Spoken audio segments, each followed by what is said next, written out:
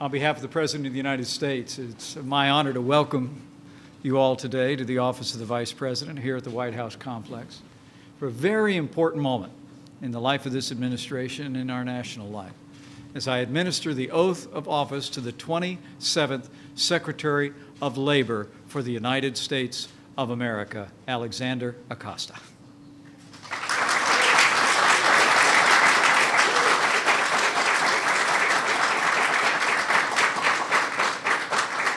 We're fortunate to be joined today by his father, Rene, his wife, Jan, and their beautiful and charming daughters, Dahlia and Rosie. Would you welcome them as well?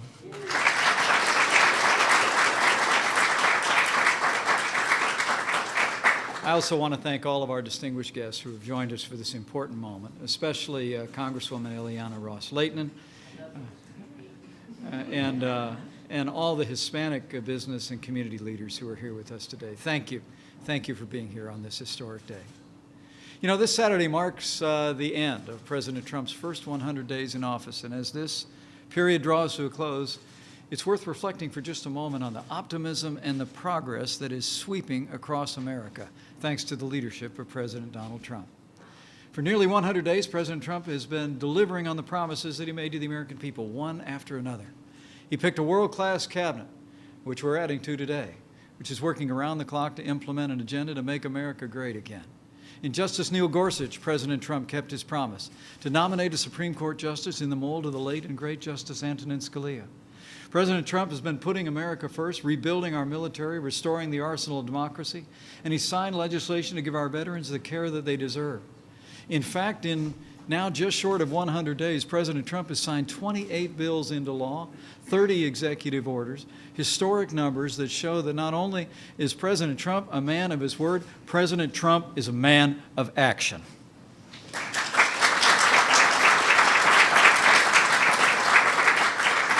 And since day one, the President has taken decisive action to get our economy moving again and restore opportunity and prosperity for every American family.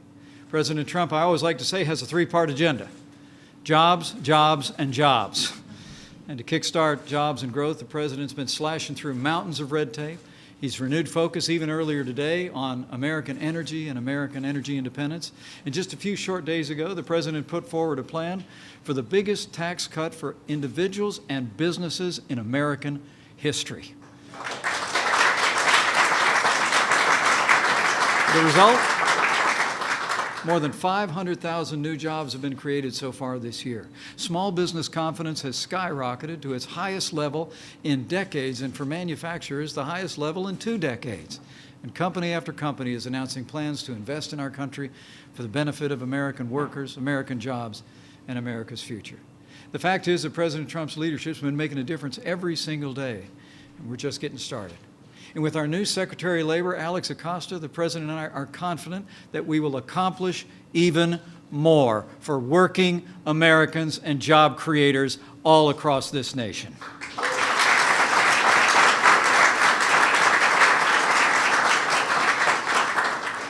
Alex Acosta is the right man at the right time to lead the Department of Labor. Born the son of 2 Cuban refugees, Alex showed his potential from his earliest days, earning both his undergraduate and law degrees from Harvard University. He went on to clerk for Justice Samuel Alito, the Third Circuit Court of Appeals, and after a few years in private practice and as a professor at George Mason University School of Law, he entered into the noble path of public service. In 2002, President George W. Bush appointed Alex to serve as a member of the National Labor Relations Board. Only 1 year later, President Bush appointed him to be the Assistant Attorney General for the Civil Rights Division at the Department of Justice. 2 years after that, he became the U.S. Attorney for the Southern District of Florida. Alex, I know you've tried to retire from public service more than once.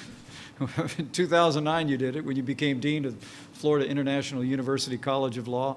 But President Trump has now called you back to public service to bring your character, your intellect, and your ability to serve the country.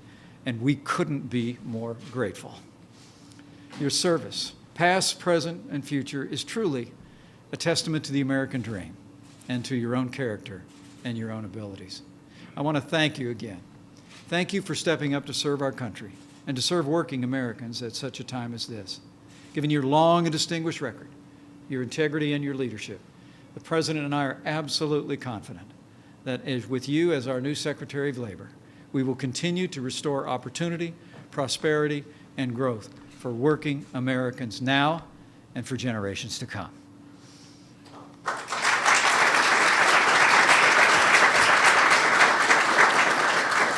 And so, on behalf of President Trump, it is my great privilege to administer to you the oath of office.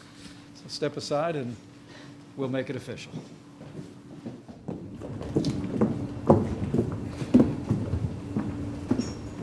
Please place your left hand on the Bible, raise your right hand, and repeat after me.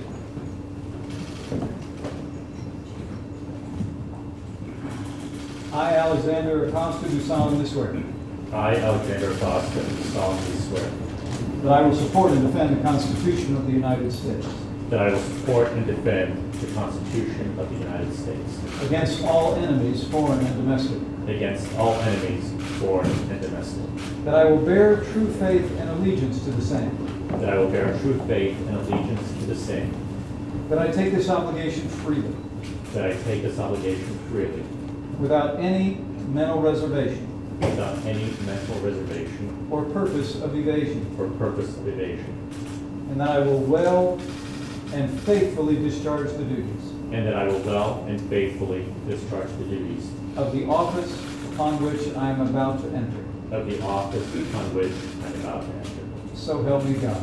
So help me God.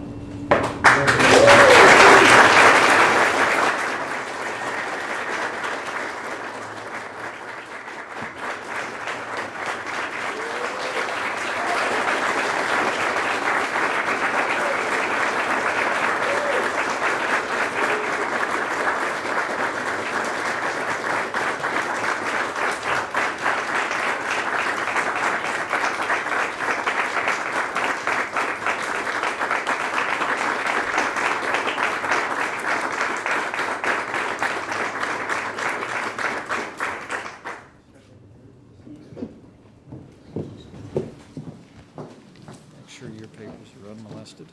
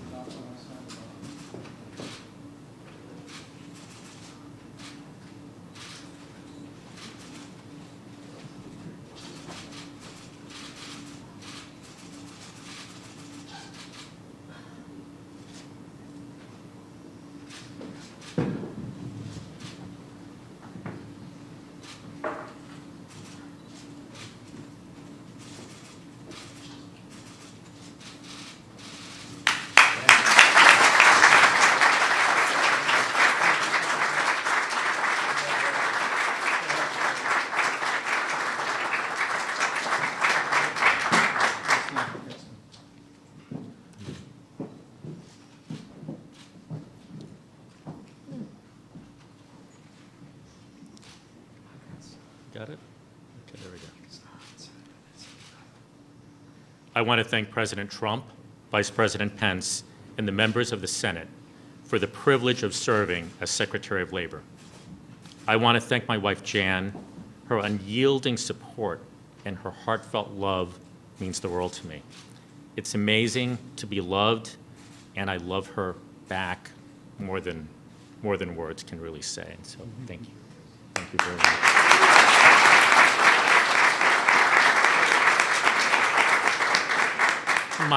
My daughters, Delia and Rosalia, are amazing. They have followed this process in their own way. When President Trump nominated me, I had to sit down and explain to them that we were, if confirmed, moving to Washington. And they wanted to know why. And so I sort of took a pause, and I tried to explain what being Secretary of Labor means in words that a 4- and then 6-year-old could understand. And this is what I said. I said, Daddy helps his students find good jobs. And so the president has asked Daddy to help people all over America find good jobs too.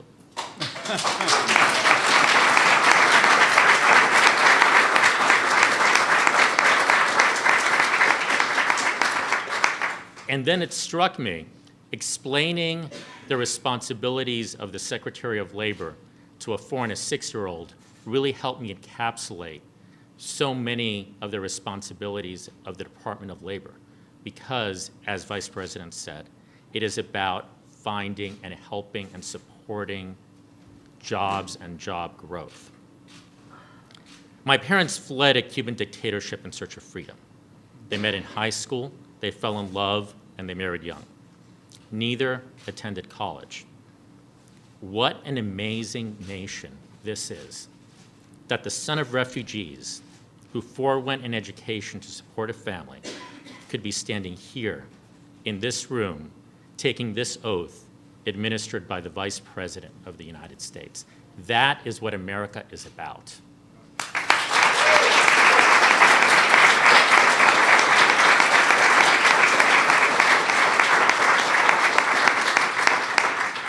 My parents' experience is part of who I am and frames my perspectives that I will bring to the important responsibilities of the Department of Labor. We have a lot of work to do. Too many Americans have seen jobs go overseas. Too many Americans have seen jobs filled by foreign workers. And too many Americans see that jobs are available, but that they don't have the skills or the experience to fill those jobs. The skills gap is real and needs to be addressed. Supporting Americans' ability to find good jobs, safe jobs, is a priority for President Trump, for Vice President Pence, and for me. I am honored and I am profoundly humbled to be called in service of this important effort. Thank you very much.